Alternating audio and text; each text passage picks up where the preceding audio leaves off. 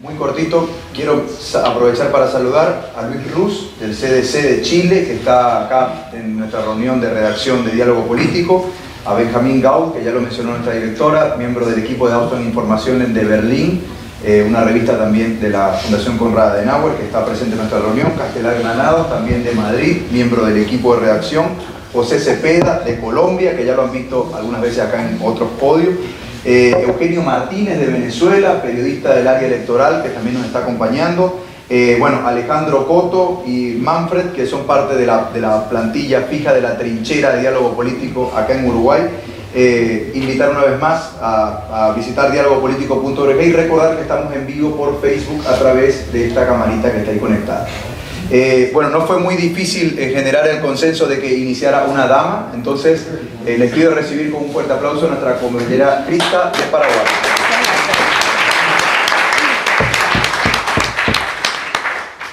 Bueno, muy buenas tardes a todos. Muchas gracias, Cristin, y todo el equipo de la CAS por la invitación. Bueno, como ya mencionó Ángel, soy paraguaya, pero actualmente resido en Costa Rica, entonces me gustaría compartir con ustedes experiencias de ambos países.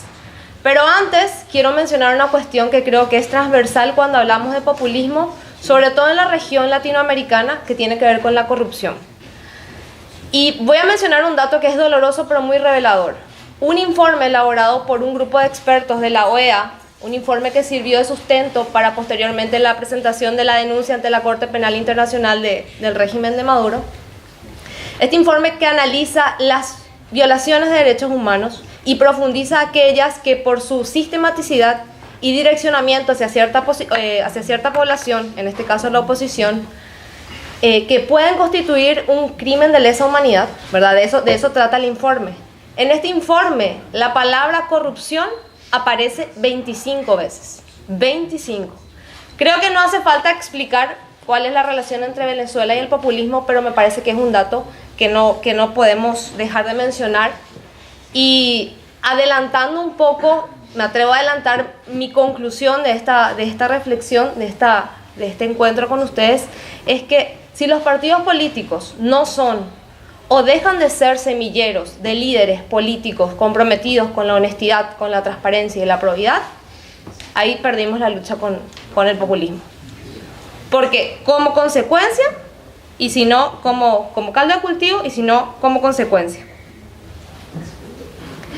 Y ocurre que lo que pasa con los partidos políticos ante el populismo es que como el populista no debate, termina siendo absorbido, nada más presta la estructura y el debate se acaba y nada más es la campaña y la discusión solo por ganar elecciones, y el partido termina siendo solo un instrumento y no un espacio de consenso, de diálogo. Otra lección importante que nos da el populismo es que, a ver, este tema de la democracia y de la probidad funciona casi como una vacuna contra la gripe. ¿Saben aquella vacuna contra la gripe que no te garantiza que no te vas a engripar? Pero probablemente no te engripes si te la pones. Eso ocurre con el combate a la corrupción cuando hablamos de combatir el populismo. Y otra cuestión que es importante que hagamos para evitar que prosperen regímenes populistas, y aquí sí voy a adentrarme en las experiencias tanto de Costa Rica como de Paraguay, es no postergar los temas que tenemos en la agenda política y que de verdad están demandando nuestras sociedades. Nos pasó en Paraguay que en abril tuvimos elecciones y tuvimos un debate político vacío de propuestas, en donde no se hablaron ni de políticas públicas, ni de problemas medioambientales, ni estructurales. Fue un debate basado en tradiciones partidarias y en algunas propuestas vacías, como por ejemplo reducir tarifas de luz en un 80%, ese tipo de cosas. Ganó el actual presidente y hoy tenemos en el Senado un senador que está paralizando el Senado porque en cada sesión está haciendo reivindicaciones de la dictadura, está amenazando con incendiar el Congreso, atacando directamente al sistema, porque dice que el país está como está porque el sistema no funciona y que todos esos políticos que están ahí no deberían estar, que no funciona para nada el Congreso, que no funciona para nada el sistema democrático, y está atacando de verdad el sistema. Entonces, un montón de cuestiones que debimos debatir, no lo hicimos y hoy casi que nos explota como una bomba en las manos. Y algo más revelador todavía ocurrió en Costa Rica en las elecciones, que allá sí hay segunda vuelta. Lo que pasó en Costa Rica fue muy curioso porque habían dos candidatos posibles que iban liderando las encuestas y 15 días antes de la primera vuelta, la Corte Interamericana de Derechos Humanos emite una opinión consultiva referente al matrimonio igualitario. Un tema que sin duda hay que discutir, lo que tiene que ver con los derechos y que está súper bien que la sociedad debata sobre eso. Pero al tratarse ese tema 15 días antes de la primera vuelta, lo que pasó fue que un candidato que tenía el 6% de preferencia en las encuestas pasó a estar en los primeros lugares y otro personaje que no llegaba al 1% también pasó a estar en primer lugar. Estos dos candidatos fueron uno del partido de gobierno actual, digamos el candidato oficialista, que obviamente de una tendencia de centro izquierda más progresista, que defendía la opinión de la Corte Consultiva y hasta ahí está bien. Pero con lo que no contábamos es que esta posición iba a hacer que esa otra persona que estaba con un 1%, que era una persona fundamentalista de un partido, fundamentalista, muy ligado a la religiosidad extrema, se posicionara también. Y no solamente posicionó a esta figura, sino que esta figura ganó. Esta figura ganó en primera vuelta. O sea, estamos hablando de una persona que tenía un 1%, después un 2%, y que termina ganando en primera vuelta. Y todo eso sucede mientras el país está con un terrible problema de déficit fiscal, que hoy anda en un 7%, y fue un tema del cual no se habló en la campaña. No se habló. ¿Y cuál es hoy la consecuencia de eso? Una sociedad súper crispada que no está pudiendo sentarse a dialogar sobre el problema real que tienen hoy, que es el déficit fiscal. Y el déficit fiscal dejó de ser un problema económico y se convirtió en un problema político. Porque lo que tienen que hacer es ejercitar nuevamente esa capacidad de diálogo que se postergó por un tema que lo que hizo fue dividir. Porque, como seguramente luego mencionarán quienes me acompañan aquí, lo que hace el populismo es eso, cabalgar sobre el dolor, sobre las diferencias, dividir, ni siquiera fraccionar, sino dividir a la sociedad. Pero bueno, ya mencioné que combatir a la corrupción es importante, generar políticos honestos es importante, no postergar los temas también es muy importante, en base a estas experiencias que les menciono brevemente de Paraguay y de Costa Rica. Pero no es suficiente, como les digo, son apenas como vacunas contra la gripe, que nos garantizan en cierta manera que no suceda.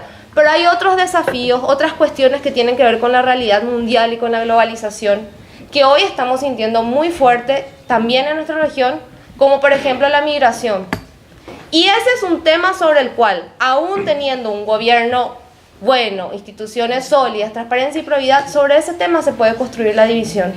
Fíjense, por ejemplo, ahora en Centroamérica, seguramente escucharon la caravana de migrantes hondureños que quedaron parados en la frontera entre Guatemala y México, y todo lo que eso generó en la sociedad, tanto en Guatemala como en México, y también en Honduras, como son buenos, a qué vienen, y se empiezan a generar divisiones, y se empieza a generar ese discurso tan peligroso que tiene que ver con la otredad. Y también lo vivieron nuestros hermanos venezolanos, que en casi que en todos los países son siempre bien recibidos, pero que sí tuvieron algunos problemas serios de gente que como que se resistió, y sobre esos temas es muy fácil que cabalgue el populismo. Entonces lo que nosotros tenemos que hacer es enfrentar eso con diálogo, con propuestas, y no cansarnos de hablar de las maravillas de la democracia. Porque a veces lo que nos pasa es que definimos a la democracia desde lo que no es, como hace hoy un senador en Paraguay, que señala todos los errores de la democracia y dice lo que no es. Y claro, es muy fácil, porque quien se queda esperando a ver qué hace mal o cómo falla el sistema, nada más se queda esperando en términos de ahorro de energía, además es muy interesante. No hago nada, solo espero a ver qué falla y lo señalo.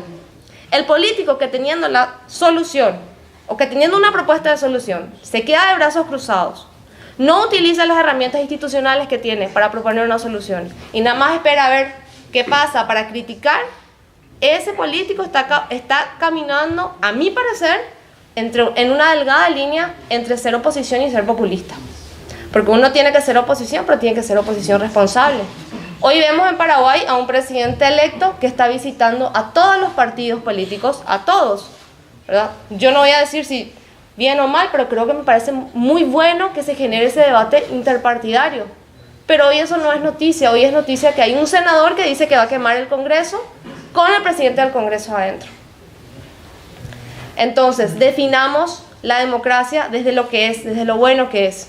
Igual que la paz, yo hice mucho tiempo estudios de paz, tengo un máster en estudios de paz, y decir que la paz es solamente la ausencia de guerras es una mentira. La paz tiene un carácter, tiene bondades, es una forma de vida que nosotros queremos y que tenemos que defenderla. Entonces, bueno, hasta ahí mis aportes. Seguramente vamos a tener tiempo para conversar y bueno, muchas gracias por la atención.